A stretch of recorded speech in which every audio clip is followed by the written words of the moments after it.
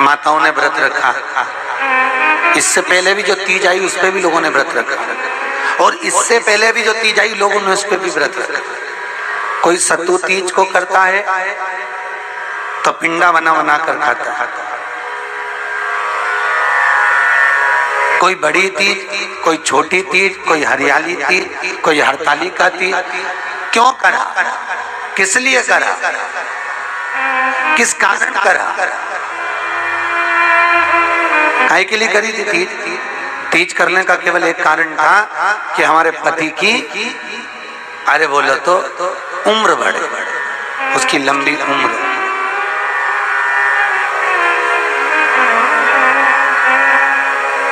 करवा चौथ का व्रत क्यों कर? अरे बोलते जाओ, जल्दी जल्दी बोलो। पति की लंबी। पर अगर सत्य माना जाए तो भूखे रहने से पति की उम्र नहीं बढ़ती, जितनी पति की उम्र मुख से मीठा बोलने से बढ़ती है।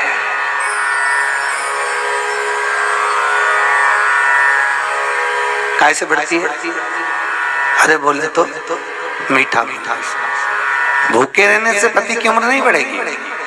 अगर सही मायने में अगर पति की उम्र बढ़ाना है तो पति से मीठा बोलना चालू कर दो, पति से प्रेम की वाणी बोलना चालू कर दो, जरा जरा सी बात में झगड़ना बंद कर दो, जरा जरा सी बात में अपशब्द कहना बंद कर दीजिए, तो पति की उम्र अपने आप बढ़ जाएगी। करवा चौथ पर भूखे रहे और मुख से अपशब्द कहते रहे, मालूम पड़े हरतालिका में भूखे रहे और मुख से अपशब्द कहते रहे, मालूम पड़े बृहस्पतिवार, सोमवार, मंगलवार, बुधवार, गुरुवार, शुक्रवार, शनिवार, जितने तीज त्योहार के व्रत करे भूखे रहे पति की लंबी उम्र के लिए। तो पति की लंबी उम्र अगर चाहते हो तो पति से अच्छा बोलना चालू कर दो, पति की उम्र यूं बढ़ जाएगी। पति की उम्र घटती कब है? जब पत्नी उससे अपशब्द कहती है। भूखा रहने से उसकी उम्र नहीं बढ़ेगी और आफत होगी।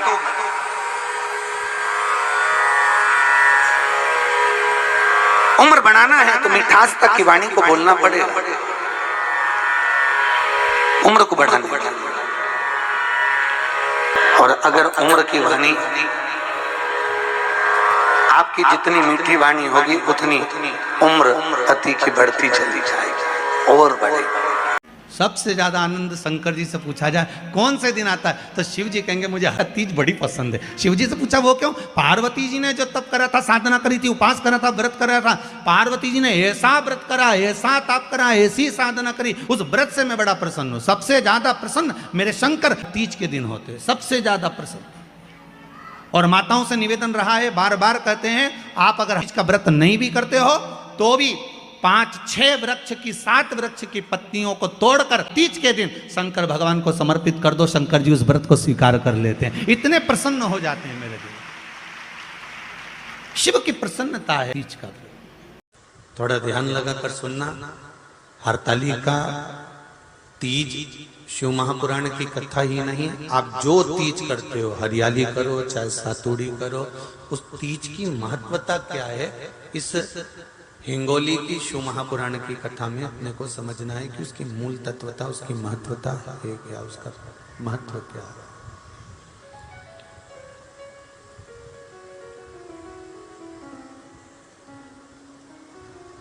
भगवान ब्रह्मा, भगवान विष्णु और भगवान शिव,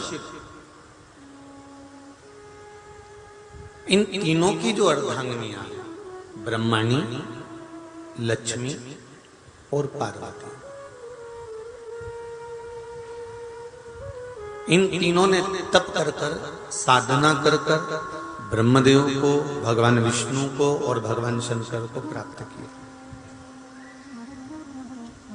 और तीनों ने प्राप्त कर कर तीनों देवताओं से वर मांगा कि वर हमको ऐसा दीजिए कि हमारे तप साधना का फल नारी को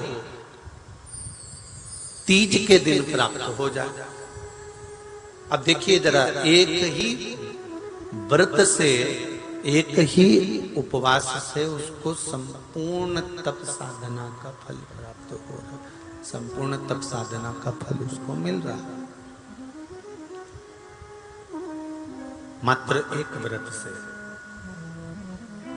केवल एक व्रत कर रहे हैं और संपूर्ण तप साधना का फल उसको प्राप्त हो रहा है। ऐसा कोई व्रत, ऐसी कोई साधना, ऐसा कोई शंभो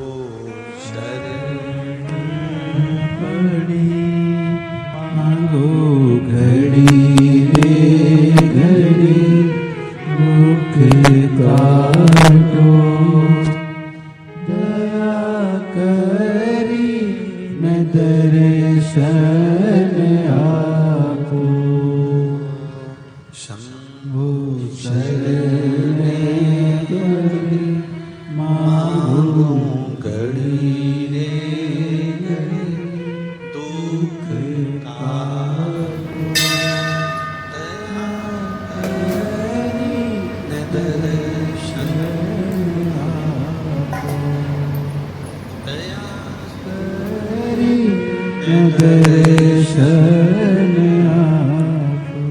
तो ब्रह्माणी ने ब्रह्मदेव से मांगा, लक्ष्मी जी ने भगवान विष्णु से मांगा, पार्वती जी ने भगवान शिव से मांगा कि ऐसा वर दे दीजिए जिस वर से एक ही व्रत करने से संपूर्ण फल की प्राप्ति हो जाए, संपूर्ण फल मिल जाए।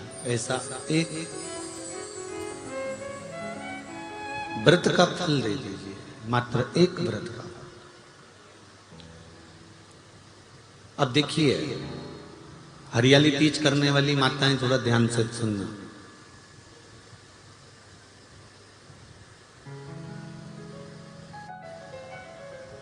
हरियाली तीज जब माताएं करती हैं तो एक हरियाली तीज, एक गणगौर की तीज, ये दो तीज के व्रत ऐसे होते हैं जिसमें जब माताएं करती हैं तो उस समय पर उमा, ब्रह्मणी और लक्ष्मी, इन तीनों की आराधना का फल उसको केवल एक व्रत से प्राप्त हो जाता। अब देखिए दूसरा सातुड़ी तीज।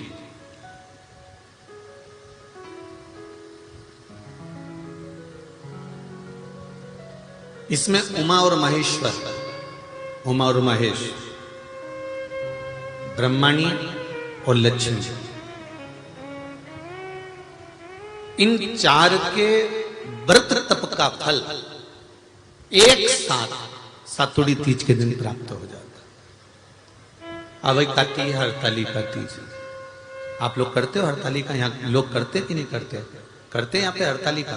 कौन कौन करता है? जरा हाथ उठाओ तो जरा। अरे सभी करते हो, रखो रखो, बहुत बढ़िया, बहुत अच्छी बात। एक आती है हरतालिका तीज।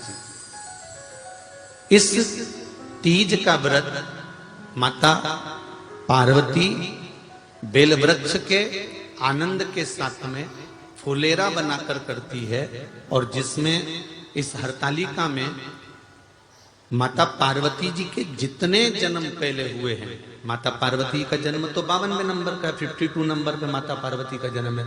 इससे पहले तो माता के 51 जन्म पहले हो चुके,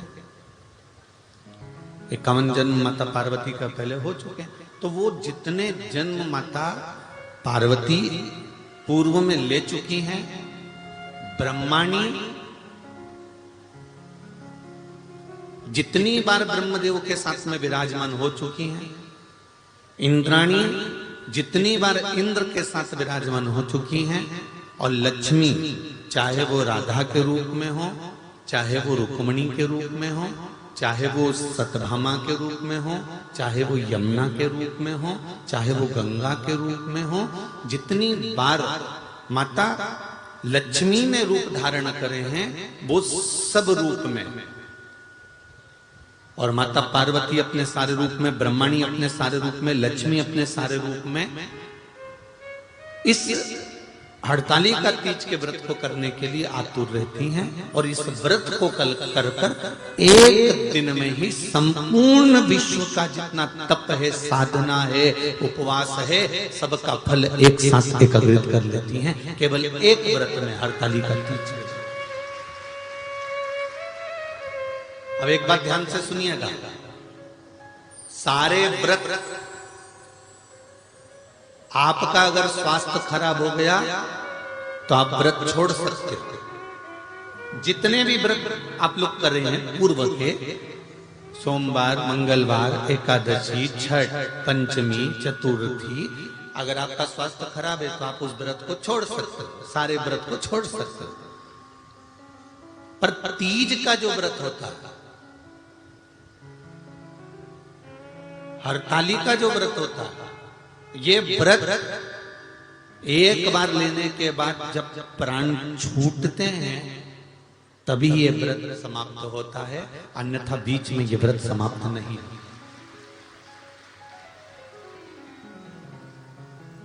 ये व्रत समाप्त होता ही नहीं। अगर शरीर से नहीं बनता कि अब हमारी अवस्था हो गई, अब शरीर से नहीं बन रहा है, तो भले एक पहर की पूजन कर कर, एक पहर का नियम धारण कर कर, एक पहर का स्मरण कर कर, एक पहर का पूजन कर धारण करो, और उसके बाद में भले आप थोड़ा सा जो भी आपको लेना है वो कर लो, पर इस व्रत को करना ही पड़ता है। इस व्रत का नियम ही यही है। इस व्रत पार्वती मैं तुम्हें प्राप्त हुआ हूं, ये हरताली का तीज के व्रत का फल है। शिव जी कहते हैं पार्वती, जो नारी हरताली का तीज के व्रत का स्मरण करती है, फुलेरा जो बांधा जाता है उसमें 5 माला से ज्यादा माला लटकना चाहिए, 5 से कम नहीं। कितनी? जैसे माला जो लटकाते हो वो 5 से ज्यादा होना चाहिए। 5 तो जया, विषहरा, शामली बारी, दौतली, देव, इससे अधिक होगी चलेगा, पर इससे कम फुलेरे के अंदर माला नहीं होना चाहिए महाराज। दूसरा, फुलेरा जहां हरताली का व्रत हो वहीं पर बांधा जाता है। हरताली का तीज का व्रत एक ऐसा व्रत होता है जो मरते दम तक रहता है। इस व्रत को छोड़ा नहीं जाता। ये नहीं किसी और वाले गुरुजी ने कहा और अपन ने एक बार कर लिया और अगली बार वो व्रत गायब हो गया, ऐसा नहीं होता। हरताली का तीज अखंड सौभाग्य के लिए, वंश वृद्धि के लिए, कार्य सिद्धि के लिए और कुंवारी कन्याएं उत्तम वर प्राप्ति के लिए, आनंद सुख के लिए करती हैं। ऐसा नहीं है कि केवल स्त्री ही करती है। जब नारी किसी कारणवश व्रत नहीं कर पाती तो पुरुष इस व्रत को धारण करते हैं। 30 अगस्त को, यही 30 तारीख को, कल 29 है, परसों 30 तारीख को हरताली का तीज रहेगी।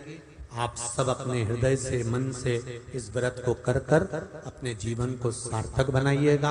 जो करते हैं, कितने लोग करते हो जरा हाथ उठाइए हरताली का तीज। इतने सारे करते हो, अरे वाह वाह, कर लो, प्रणाम प्रणाम, आपको बहुत बहुत नमन करता हूं, बहुत बहुत सारा। फुलेरा बांधते हो? नहीं, अब की बात बांधना। मंदिर में करते हो तो मंदिर में, घर में करते हो तो घर में।